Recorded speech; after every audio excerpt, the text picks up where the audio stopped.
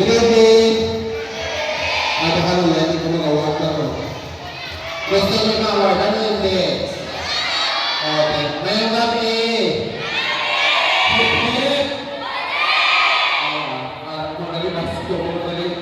So, my task this evening is to give the closing remarks. Dahil nagtatuloy task ko.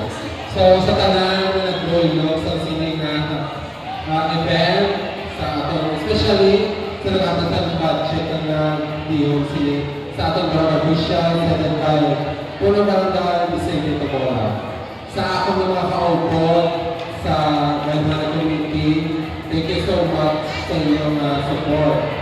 Then, to all puno chairman sa Manhattan Prize, thank you so much. To the parents of dancers and to the dancers, of course. And most especially to the sponsors sa ating mga kanilata sa ating